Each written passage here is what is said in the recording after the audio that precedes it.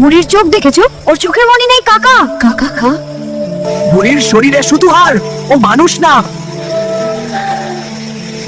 চুপ কর আস্তাকুরের আবর্জনা কথাকার। এই, বুড়িমা আমাদের ভালোই চাইছেন। হারু ডানে ঘোরাও গাড়ি। যেমনই গাড়িটি ডানে ঘুরল অমনি দৃশ্যপট বদলে গেল। অন্ধকার জঙ্গল মুহূর্তে এক মায়াবী আলোয় ভরে উঠল। চারদিকে ফুলের সুগন্ধ, রূপলি ঝর্ণা, আর সামনে প্রতাপগড়ের রাজপ্রাসাদ। কিন্তু সেই অট্টালিকা থেকে মানুষের কণ্ঠস্বরের বদলে ভেসে আসছিল এক অদ্ভুত শোঁ শোঁ শব্দ, যেন হাজার হাজার সাপ একসাথে নিঃশ্বাস ফেলছে। হাভেলির ভেতরটা যেন স্বর্গের মতো সাজানো। সোনার ঝাড়লণ্ঠন থেকে অদ্ভুত নীলচে আলো চুইয়ে পড়ছে।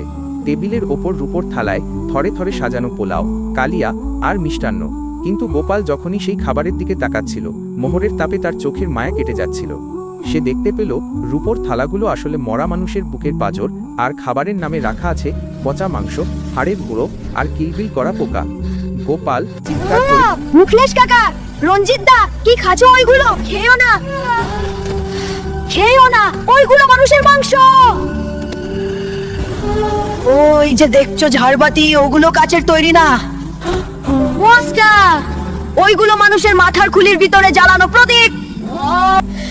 ওই যে দেখছো ঝাড়বাতি, ওগুলো কাচের তৈরি না, ওইগুলো মানুষের মাথার খুলির ভিতরে জ্বালানো প্রদীপ।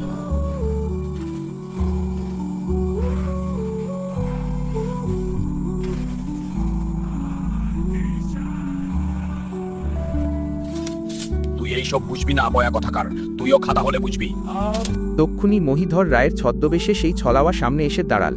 তার গলার আওয়াজ এবার বাজ পড়ার মতো শোনাল। খেয়ে নাও, খেয়ে নাও, পেট ভরে খেয়ে নাও,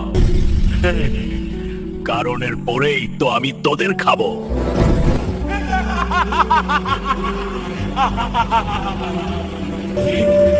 তোদের রক্তে আজ আমার বহু বছরের তৃষ্ণা মিটবে।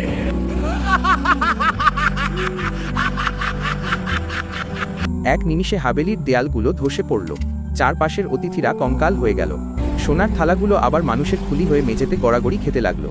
ছলাওয়া তার আসল রূপ ধরল। 10 ফুট লম্বা এক ছায়ামূর্তি, যার মুখ নেই, কেবল একটা বিশাল হাঁ করা গর্ত।